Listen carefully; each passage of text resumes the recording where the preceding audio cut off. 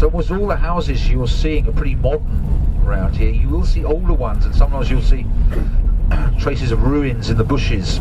And just remember that before, well, the 1840s basically, you know, there was a far higher concentration of people living out on the west of Ireland here than there are now. It was mainly because Oliver Cromwell expelled so many people from the centre of the island, and he forced them out to the west, and they kind of scraped a living here. But there was kind of high concentration of people here, and it was at the time when the potato just was the main crop. It's funny, it was discovered, or it was brought back from the New World about 2 centuries beforehand, but it took a long time before people actually, if you read the records, before people actually started widely eating the potato, even though the first potatoes were here in the 16th century. The first record of it being cultivated as a crop, as a cash crop, was in the Netherlands, in Holland, in the 17th century, and it wasn't really until the 18th century that it became a big part of people's diets, but it soon spread from that time. Mainly because the people who lived here had these little cottages, crofts, as they're called in Scotland, same sort of thing, and a tiny patch of land around there. See a ruin there on the right? That's all that's left there of a house that was probably existent from that time. There'd be just enough land around to support a family, you know, to grow crops to support a family, maybe a cow. In the early 1800s, the typical adult diet here was a pint of milk and 6 pounds of potatoes a day. 6. Yeah, or maybe that's a family, I don't know, I can't remember, but it was just basically potatoes and milk.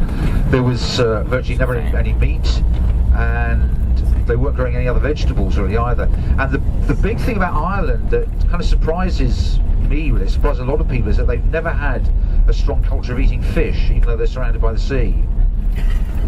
Some people put it down to the Catholic tradition. You know, you have to eat fish on Fridays, and it used to put everyone off because you know, I don't know, they're not very good at cooking fish maybe or something. There's not very many good fish recipes. Like for example, if you go to Spain, they're huge consumers of fish, and they do, you know, delicious recipes, and they prepare all different sorts of fish in all different ways, shellfish and sea fish.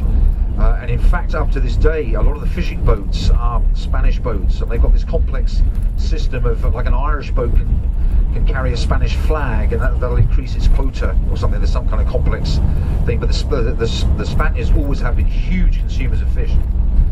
And you think that Ireland, you know, similarly surrounded by sea, might be the same, but no, you know, they've never really got into fish in a big way. And so it wasn't as if, you know, when the potato blight happened. Yes, no, back to the late potato blight. Phthophthora infestus is the Latin name for it, because it's a virus.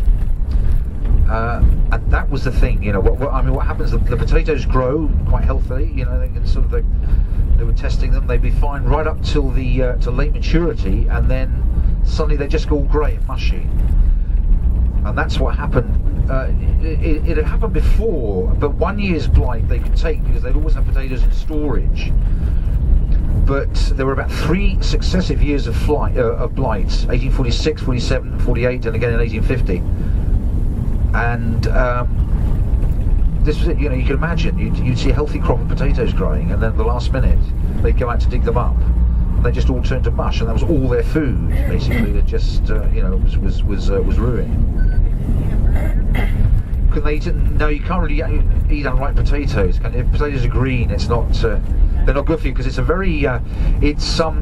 The plant is related to the chili pepper, I think, and also to deadly nightshade, and it's very poisonous to eat the berries or the leaves, you know, the foliage of a potato. But it's an amazing food, really. It's kind of it was developed. It came from South America, the Andes, first of all. But you can grow it at altitude. You can grow it in the tropics. You can grow it, you know, so it'll grow in almost any climate zone. And it's totally versatile, as you well know. You can make potatoes. Look how many ways you can prepare potatoes. You can freeze it. You can chip it, make potato chips, and mash it, and freeze it. So you can distill it in vodka. But the main thing about it is that there is a higher quality of protein, and it has more nutrients than any other vegetable. And theoretically, you know, a healthy adult can exist indefinitely on potatoes. You wouldn't want to, but you would, which is, you know, one of the reasons why, well, you know, one of the substitutes they tried in about the second or third year of famine, when the English finally woke up to the fact that they had a big problem in the west of Ireland, was that they sent over seed corn, you know, maize or Indian corn, as an alternative, and they tried growing that, but they weren't familiar with the growing pattern, but also there's just not quite, it's very nutritious corn, but it's not quite as nutritious as the potato. And the problem was for the Irish, the Western Irish anyway, that they weren't growing anything else, because the blight hit Scotland and it hit Europe as well. But you know, in most other places they had a very varied diet, so they basically just omitted potatoes, and there were plenty of other things to eat. But that was not an option here.